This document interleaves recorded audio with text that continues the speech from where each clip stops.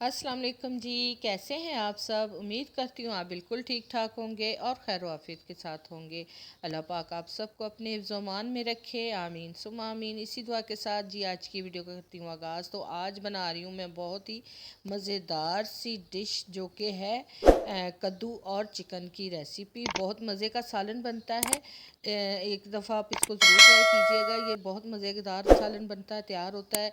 जो भी खाएगा जी उंगलियां चाटता रह जाएगा, इतना मज़े का ये सालन बनता है। और मेरे तरीके से बनाएंगे तो और भी मज़े का बनता है। तो आप लोग बताइएगा कि आप कैसे बनाते हैं। तो चले जी रेसिपी को तैयार करते हैं। ये देखिए ये मेरे पास है कद्दू शरीफ, जो कि मैंने इसको अच्छे तरीके से छील के काट लिया और धो लिया है। इस तरह से आपने बड़े बड़े पीसेस में काट लेना है या बारीक पीस, वो आपकी मर्ज़ी है।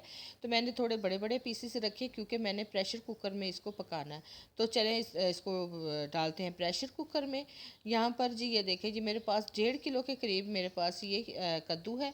इसको मैं इस तरह से प्रेशर कुकर में डालूँगी। आप लोगों ने बताना है कि आप लोग किस तरह से बनाते हैं। मैं इसी तरह से बनाती हूँ। मेरा दिल करे अगर आप मीट वगैरह या बीफ में पकाएं तो आप इसी तरह पका सकते हैं, बीच में गोश्त डाल के। लेकिन अगर आप चिकन में पकाएं तो इस तरह मेरे तरीके से ज़रूर पका के देखिएगा। मैंने 1 चम्मच नमक डाला, 1 चम्मच मैंने हल्दी डाल दिया इसमें, ताकि इसका कलर भी अच्छा आए और ये ब्लैक ब्लैक ना हो। तो इस तरह से इसको मिक्स कर लेंगे और इसको हमने गलने के लिए रख देना है। तकरीबन 3-4 मिनट के लिए हमने इसको पका लेना है। तो ये देखें जी माशाल्लाह इसको मैंने मैश कर लिया है। ये देखें ये गल गया था और कलर देखें आप, येलो येलो सा हल्दी की वजह से इसका कलर आ चुका है।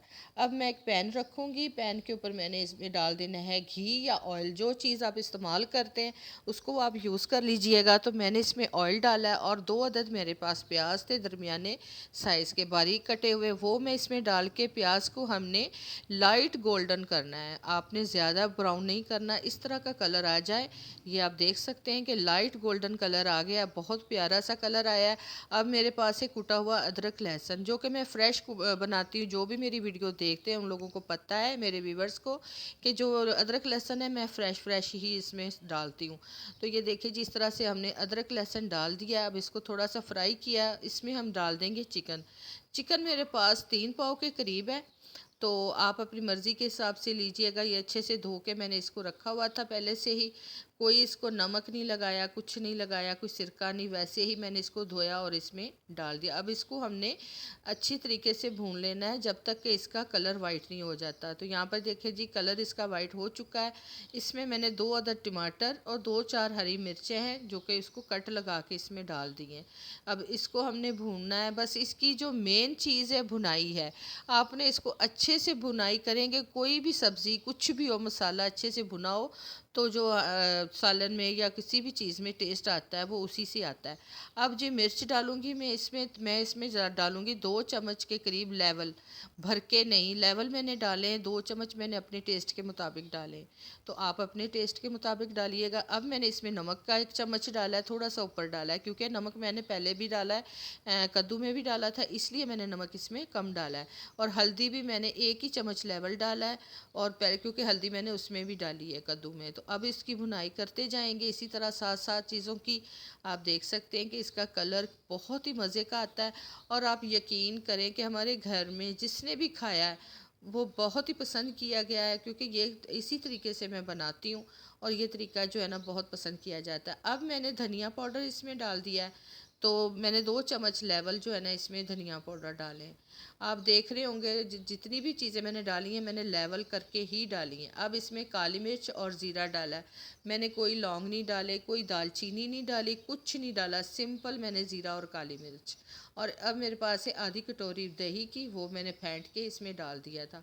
तो बस मैं जो घर में बनाती हूँ, जो भी चीज़ बनाती हूँ उसमें मैं लौंग वगैरह ऐसी चीज़ें कुछ नहीं डालती। गर्मी बहुत ज़्यादा है, जो ये मसाले हैं ये पहले ही गर्मी की वजह से मिजाज जो है इंसान का तलख हुआ है, तो इससे और तलख हो जाता है। इस वजह से जो है ना मैं गरम मसाले बहुत अवॉइड करती हूँ। तो अब जनाब इसकी भुनाई अच्छे से कर ली थी दही डाल के। तो उसके बाद फिर मैंने जो ये मैश किया हुआ कद्दू है वो डाल दिए इसमें। तो आप देख सकते हैं कि इस तरह से कितना इजी हो जाता है, इस आसान तरीके से बन जाता है। जो न्यू बनाने वाली मेरी बच्चियां हैं, बहनें हैं, वो उनके लिए बहुत आसानी रह जाती है। अमूमन नहीं पता होता बच्चों को कि किस तरह से इन चीज़ों को बनाया जाता है। दिखाने का मकसद ये होता है कि जिनको नहीं आता, बच्चों को ख़ास तौर पे जो न्यू न्यू बनाना सीख रही हैं, उनके लिए ये आसानी हो।